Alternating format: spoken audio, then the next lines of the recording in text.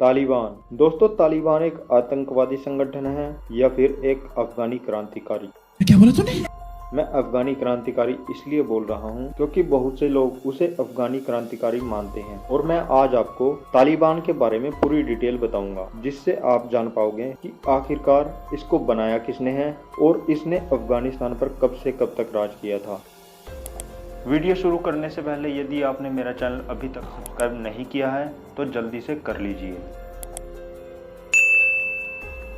दोस्तों, वीडियो शुरू करने से पहले यह जान लीजिए कि मैं इस वीडियो से रिलेटेड आखिर में 2 या 3 सवाल पूछूंगा, इसलिए आप इस वीडियो को पूरा देखिए। जो पहले 4 लोग उन सवालों के सही जवाब देंगे तो मैं उनको पेटीएम कैश गिफ्ट करूंगा। मैं नहीं अभी मजा आएगा ना भिड़ो। आपको सिर्फ वीडियो से रिलेटेड 2 या 3 सवालों के जवाब देने होंगे और उनको कमेंट बॉक्स या फिर मेरे इंस्टाग्राम पर मैसेज करना होगा। यही नहीं, अभी और सुनिए। और ऐसा ही कुछ मैंने पिछली वीडियो में भी किया है, इसलिए आप पिछली वीडियो भी जरूर जाकर देखें। तो चलिए शुरू करते हैं। दोस्तों, बात करते हैं सन 1973 के आसपास की। उस समय अफगानिस्तान के राजा मोहम्मद जाहिर शाह थे, लेकिन सन 1973 में ही अफगानिस्तान के राजा मोहम्मद जाहिर शाह अपनी बीमारी के इलाज के लिए इटली गए थे। लेकिन इनके इटली जाने के बाद ही उन्हीं के सेनापति दाऊद खान ने अफगानिस्तान में तख्ता पलट कर दिया और खुद को अफगानिस्तान का प्रधानमंत्री घोषित कर दिया। प्रधानमंत्री बनने के बाद दाऊद खान ने कहा था कि यहाँ अब संविधान लागू किया जाएगा, लेकिन जब 1977 में अफगानिस्तान में संविधान लागू किया गया, उसके बाद 1978 में लोगों ने इसके खिलाफ विद्रोह चालू कर दिया। इस विद्रोह का लीडर नूर मोहम्मद तारिकी था, जिसके बाद नूर मोहम्मद तारिकी अफगानिस्तान के राष्ट्रपति बन गए। नूर मोहम्मद तारिकी को रूस का पूरा समर्थन था। उस समय यहाँ सोवियत संघ का बहुत प्रभाव हुआ करता था। नूर मोहम्मद ने रूस के इशारों पर यहाँ बहुत से बदलाव करने शुरू कर दिए। उस समय यहाँ प्रोग्रेस तो बहुत हुई थी, लेकिन इस समय में महिलाओं को मॉडर्न कपड़े पहनने की भी छूट दे दी गई थी। अफगानिस्तान में ज्यादातर मुस्लिम लोग हैं, जिसकी वजह से इस फैसले का विरोध होने लगा। इन्होंने इसके दौरान एक और फैसला लिया था, जिसमें कि जिन लोगों के पास ज्यादा जमीन थी उनसे जमीन को जरूरतमंद लोगों में बांटने को कहा। इस फैसले का भी उस समय कड़ा विरोध हुआ था। उस समय अफगानिस्तान में 14% लोग ही ऐसे थे जो शहरों में रहते थे। इसके बाद धीरे धीरे अफगानिस्तान में सोवियत संघ के खिलाफ लोग खड़े होने लगे, क्योंकि सरकार उनके इशारों पर ही काम कर रही थी। इसीलिए सरकार के खिलाफ भी बहुत से लोग हो गए। धीरे धीरे इनकी संख्या बढ़ने लगी और इनका साथ उस समय अमेरिका ने दिया था। अफगानिस्तान की सरकार, जो कि सोवियत संघ के हाथों में थी, और दूसरी तरफ थे मुजाहिद, जिनको अमेरिका का पूरा समर्थन मिलने लगा। दरअसल आतंकवादियों को बनाने में अमेरिका का पूरा हाथ था। सोर रिवॉल्यूशन के बाद यानी 1979 से 1989 तक सोवियत अफगान वॉर चला था और उस समय अमेरिका ने इनको बहुत सी फंडिंग, साथ में बहुत से हथियार भी सप्लाई किए थे। इन मुजाहिदों को ट्रेनिंग पाकिस्तान की आईएसआई देती थी। 1989 में सोवियत संघ अफगानिस्तान से वापस लौट गया, क्योंकि अफगानिस्तान से युद्ध में उनको कोई फायदा नहीं हुआ। जब सोवियत संघ पीछे हट गया, तब अफगानिस्तान बिल्कुल आजाद हो चुका था। जिन मुजाहिदों को अमेरिका ने पूरा समर्थन दे रखा था, वो छोटे छोटे ग्रुप्स में बट गए। 1992 के बाद वहाँ इस्लामिक स्टेट ऑफ अफगानिस्तान की स्थापना हुई। मुजाहिद वाले ग्रुप्स में एक बड़ा ग्रुप था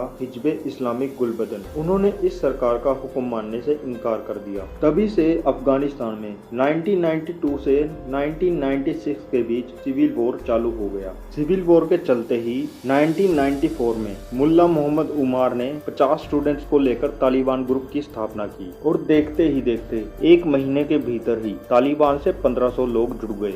अमेरिका इनको अब भी फंडिंग कर रहा था और पाकिस्तान की आईएसआई इनको ट्रेनिंग दे रही थी।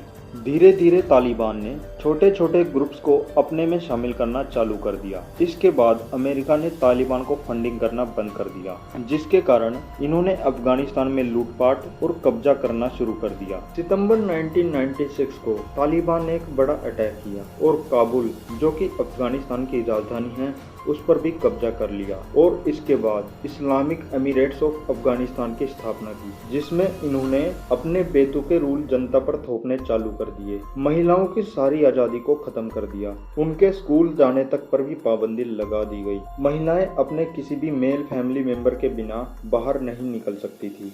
जनता में यदि कोई नाचता है, टीवी देखता है या फिर घर में कोई फोटो लगाता है, उस पर तक बैन लगा दिया गया।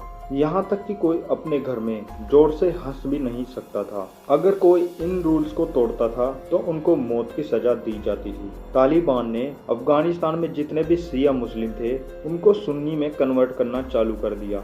इन्होंने पूरे अफगानिस्तान में शरिया कानून लागू कर दिया और लोगों को छोटी छोटी बातों पर ही मारा जाने लगा।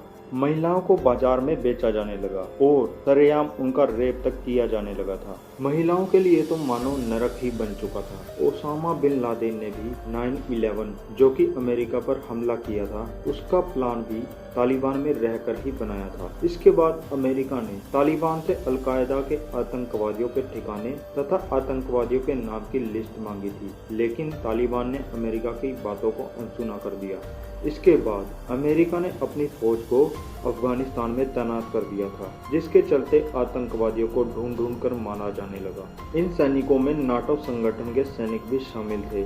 सैनिकों ने तालिबानियों को कई जगहों से खदेड़ दिया था, जिसके चलते हालात थोड़े सुधरने लगे। अब तालिबानी छुप छुप कर अटैक करने लगे, जिसके चलते अमेरिका के सैनिक भी मरने लगे थे और अमेरिका की जनता ने इसके खिलाफ आवाज उठाई, जिसके बाद अमेरिकी सरकार ने धीरे धीरे अपने सैनिकों को वापस लाना शुरू कर दिया और इसी का फायदा तालिबान उठा गया। उसने धीरे धीरे कई इलाकों पर फिर से कब्जा करना चालू कर दिया।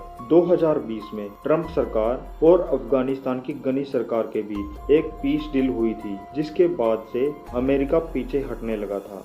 और अभी आपने देखा ही होगा कि इसी साल जैसे ही अमेरिका ने अपनी सारी सेना पीछे हटाई तो जो बाइडेन के आते ही तभी से वहां तालिबान का आतंक बढ़ने लगा और अब तालिबान ने अफगानिस्तान के कई हिस्सों पर कब्जा कर लिया है और अपना तालिबान शासन लागू कर दिया।